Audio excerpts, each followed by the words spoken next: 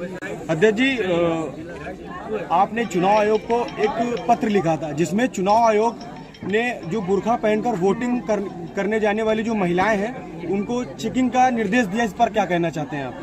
देखिए, लोकतंत्र के साथ पूरी तरह से अन्याय है, क्योंकि इन्होंने पिछले चुनाव में लोकतंत्र की हत्या की है। बाबा साहब अंबेडकर के सपनों का भारत अच्छे लोकतंत्र से ही संभव है, लेकिन इतने अच्छे लोकतंत्र को उन्होंने बिगाड़ दिया है। कहीं चोरी तो कहीं डकैती। उत्तर प्रदेश के विधानसभा के उपचुनाव में तो इन्होंने वोटों की डकैती किया। पीठासीन अधिकारी, इनके पुलिस के अधिकारी, सभी लोग मिल करके बूथों को कैप्चर कर लिया। इन्हें बड़ी घबराहट पीडीए के लोगों से है। जब समाजवादी पार्टी के राष्ट्रीय अध्यक्ष ने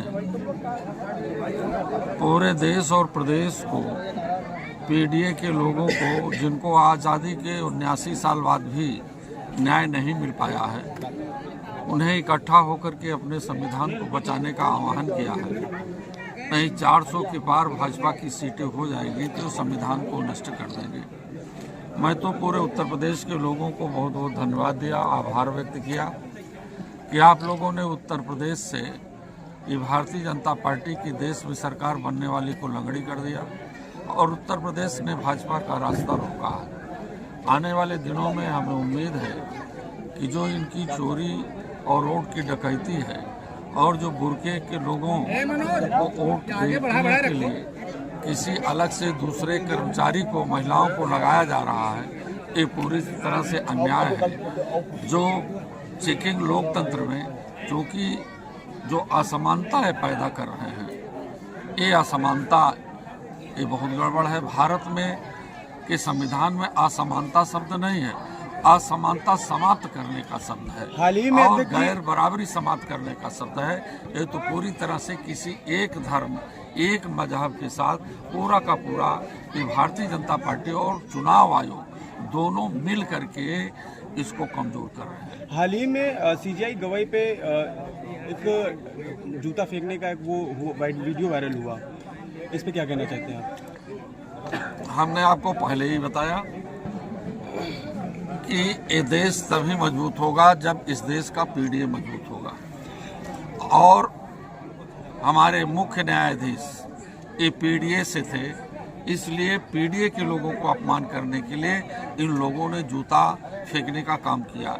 यही काम तो 2024 के लोकसभा के चुनाव में जब 37 सीटें समाजवादी पार्टी जीती, 6 सीटें कांग्रेस जीती, सब लोगों ने मिल करके, जो देश के गृह मंत्री जी हैं, इन्होंने अपशब्दों का प्रयोग किया। जब इन्होंने अपशब्दों का प्रयोग किया, एक देश का वह गृह मंत्री सरदार वल्लभ भाई पटेल थे जो आरएसएस पर बैन लगाया, आरएसएस को रोकने का काम किया। एक गृह मंत्री दूसरे हैं भारतीय जनता पार्टी के जिन्होंने आरएसएस को बढ़ावा देकर के समाज में, देश में नफरत का बीज बोया, लोगों को झूठा झांसा देने का काम किया। इनके झांसे में फंस करके, जैसे एक बहेलिया होता है वो तीतर को फंसा लेता है, फंसा करके जाल में ले जा करके उसका मर्डर करता है, उसकी हत्या करता है, वैसे भारतीय जनता पार्टी के लोग कुछ बहेलिया पाल रखे हैं और तीतर जैसा हिसाब किताब करके ये पिछड़ी जातियों के, अनुसूचित जातियों के, अनुसूचित जनजातियों के, आदिवासियों को आरक्षण की हत्या कर रहे हैं। बीएसपी सुप्रीमो बहन मायावती शांत चल रही थी, इस पे लखनऊ में एक रैली की गई जिसके दौरान जन सैलाब देखा गया, इस पे क्या कहना चाहते हैं? राजनीतिक पार्टियां इसीलिए होती हैं। अब उन्हें ये समझना होगा कि देश का संविधान बचाने के लिए उनकी राजनीति है या देश के संविधान को खत्म करने। उस रैली के दौरान भाजपा सरकार की उन्होंने तारीफ की और सपा पर हमलावर हुए। हमने आपको बता दिया कि देश का संविधान बचेगा तो लोकतंत्र बचेगा, ओबीसी, एससी, एसटी आरक्षण बचेगा। भारतीय जनता पार्टी देश के संविधान को खत्म कर रही है। जब संविधान नहीं रहेगा तो लोकतंत्र नहीं रहेगा, आरक्षण नहीं रहेगा। उस रैली से आप खुद समझ सकते हैं कि क्या संदेश जनता के बीच में गया है। सपा आप मौजूदा यहाँ पूर्व विधानसभा में आए हैं, पूर्व विधानसभा के कार्यकर्ताओं को क्या संदेश देना चाहते हैं?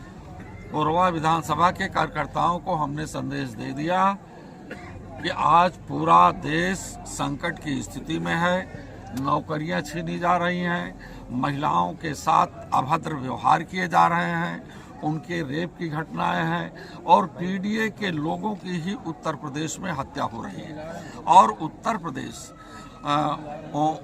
ओमेन मतलब महिलाओं पर जो बलात्कार की घटनाएं घटी हैं, उत्तर प्रदेश नंबर 1 पर है। महिलाओं के ऊपर जो जुर्म हो रहा है, उसके बाद दलित समाज पर है।